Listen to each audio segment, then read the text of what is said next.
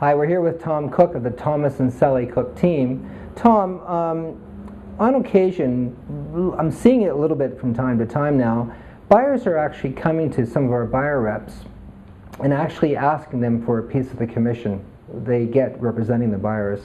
What's your conversation around that?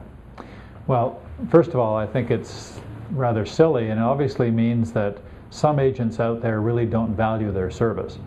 So that's the first step, is to understand, okay, where is this buyer coming from? And now you're going to have to, as a buyer agent, differentiate yourself from all the other riffraff that's out there, really, right?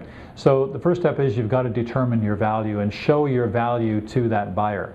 Whether what the value is, your expertise and your knowledge of the marketplace, your knowledge of construction in homes and condos, your skills around the negotiating side, and all of the facets of the service that you provide to your client.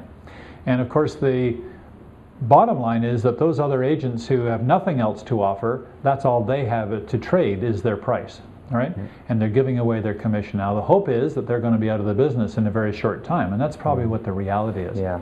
So really, another way of turning it around to that person is, how would you feel if someone said to you at your job, listen, I think you need to, you've done a great job on this project that you've been working on, but I think you need to give your employer back 20% or 30% or 40% of your income. Mm-hmm. How would you, Mr. Buyer, feel in that situation? Mm-hmm. Now, obviously that argument's going to fall on deaf ears if the person thinks they can absolutely do it on their own and doesn't think a realtor has any differentiation between them.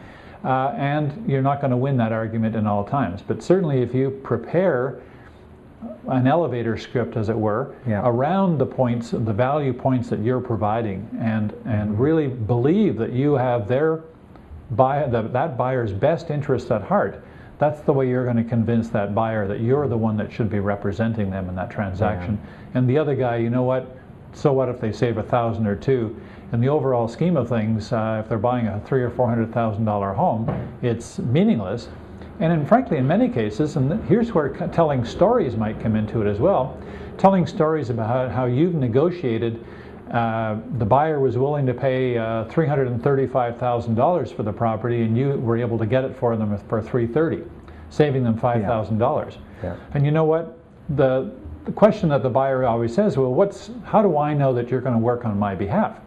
Well, the answer there is really, if you look at 2.5% commission typically to the buyer agent, that's $25 per thousand of price, right? Mm-hmm.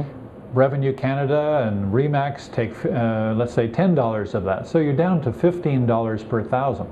So if I can save you, Mr. Buyer, $5,000 on that transaction, you know how long it takes you to save $5,000, right? That's a significant amount of money. It is a lot of money. Yeah. Well, we're going to lose $75, 15 times 5. So yippee shit, right? So $75 is nothing. My goal is to really work hard for you, get a great price for you on that property, and if you're really happy with the product, the home that you bought, really happy with the service all the way along through the process, that you're going to be very keen to refer your friends and family to absolutely. It. And that's another big differentiation point between the other agents, because they're not interested in that. They're interested in doing the transaction and being on to the next, because they can't afford to spend much time with you if they're giving away 30, 40, 50% of their commission. Yeah. I guess when you ever get down to basing your value on money, there will always be somebody doing it for less. Always. Yeah. So you have to determine your value. Yeah. Thanks, Tom, once again. Have a great day. You're welcome.